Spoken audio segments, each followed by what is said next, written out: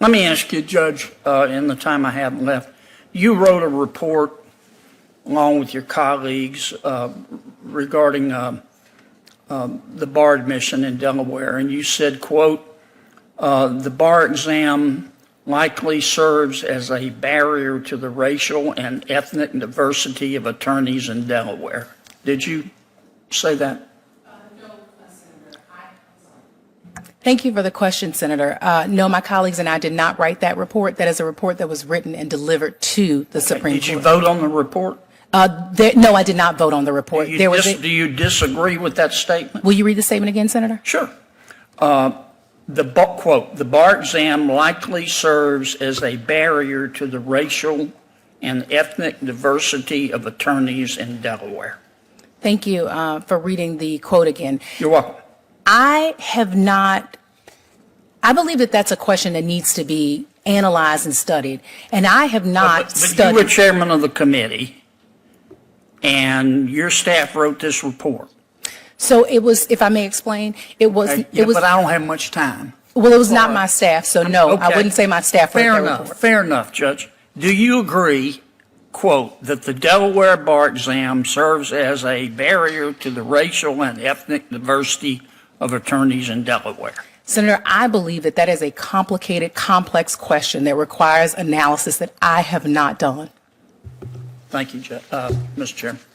You've been asked several times. I've heard the questions about your work as co-chair of the Delaware Supreme Court's Diversity Strategic Planning Steering Committee.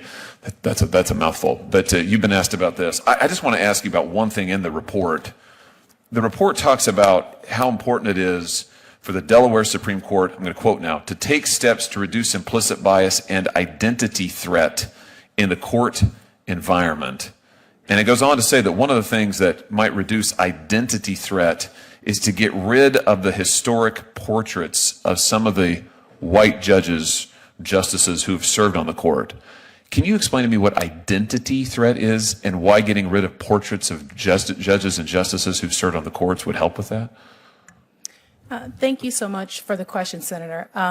I am not familiar with the term identity threat, so I don't have a definition for you. I can give you a definition of. It's in the report, though. I mean, I'm quoting, to take steps to reduce implicit bias and identity threat in the court environment. I mean, this is your report. Well, I understand, but one thing that I've attempted to explain is that I didn't draft the report.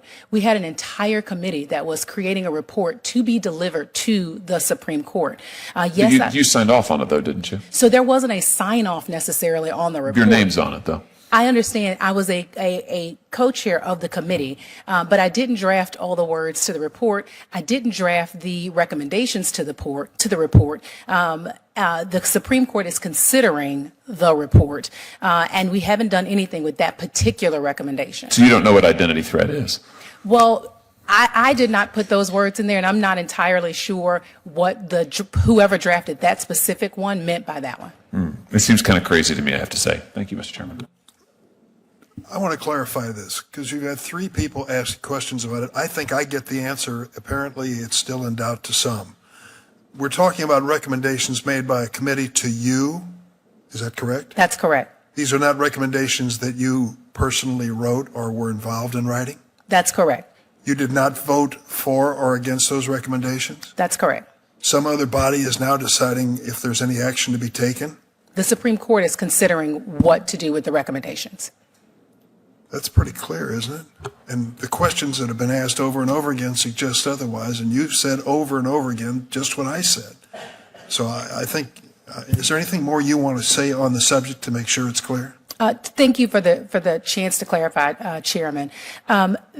What happened is that there was a committee that was created to analyze diversity in Delaware.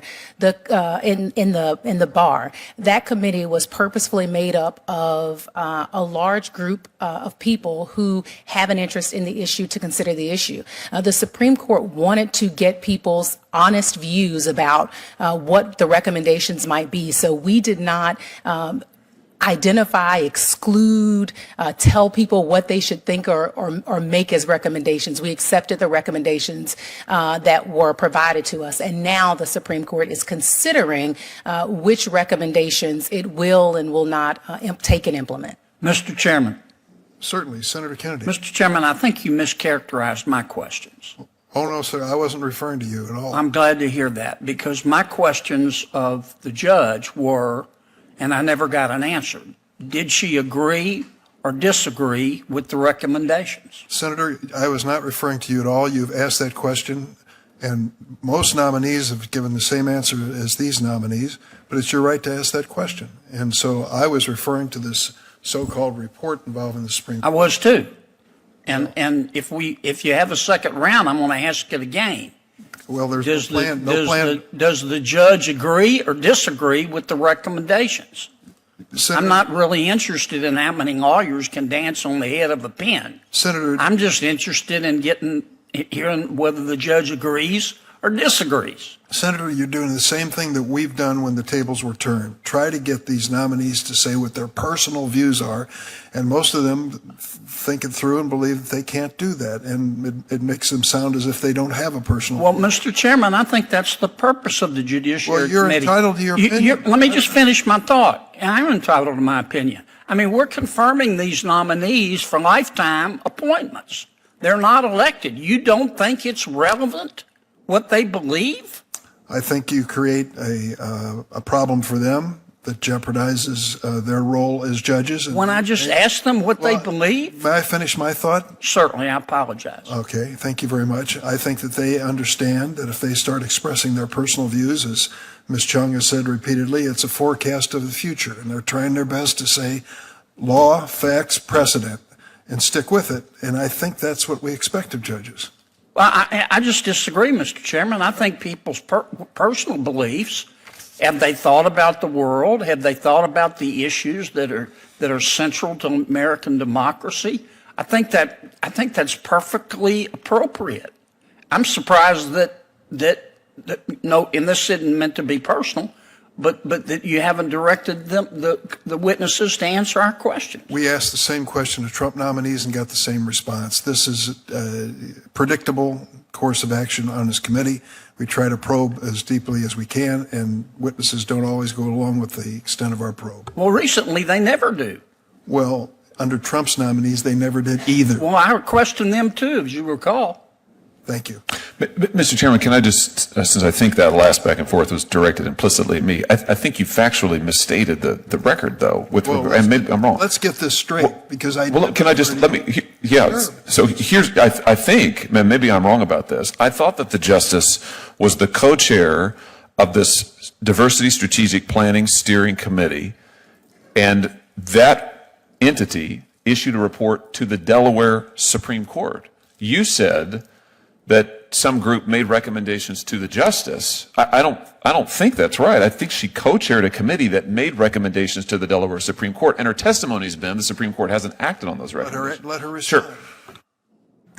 It is correct that I'm the co-chair of the committee that made the recommendations, but what I was trying to clarify is that there's a subgroup. There are 5 subgroups that made recommendations.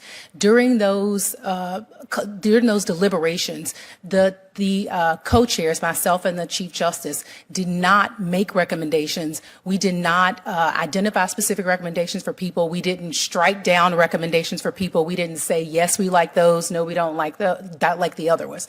We allowed the subcommittees to create their own recommendations. We didn't change the recommendations at all as they went into the report. And those recommendations went in as is to the Supreme Court. And as the entire Supreme Court, our analysis as the Chief Justice and myself would be with the rest of the Supreme Court. Understood. My only point, Mr. Chairman, is, and I think what I heard Senator Cruz's question. I can't speak for him. I'll just speak for myself. My point is that the justice co-chaired the panel. I think it's reasonable to ask her about the content of the report that they made. And if she doesn't want to answer the questions per your exchange with Senator Kennedy, that's fine. The suggestion is she's dodging the question. How much more explicit can she be? The presumption seems to be that she wrote the recommendations, and it's clear she did not. She said it repeatedly, and you won't accept it. That's just a fact. And so it is an unusual situation, but best I can determine, she gathered the information and passed it along without a vote of approval or without any scrutiny on her person. But, Mr. Chairman, I just respectfully disagree. I don't think That's not what I asked the witness. I asked her, does she agree or disagree with the recommendations? Forget the report. That's another question, Senator. But I never got an answer. Oh, and I don't think you would from a Trump nominee either. But we don't have Trump. I pressed a lot of Trump nominees, as you well know, and voted against a bunch of them. And they helped kill 4 or 5 that I didn't think were qualified. But I don't agree with your revisionist history, no disrespect, in the last 10 minutes. I asked the witness 4 or 5 times, do you agree or disagree? And I didn't get an answer. Now, you can call that dodging the question if you want to. That's a little pejorative to me, but I never got an answer, and I don't think that's inappropriate for me to ask. That's the issue. Senator, by virtue of your position on the committee, you're entitled to ask what you wish. And I'm glad you had that chance.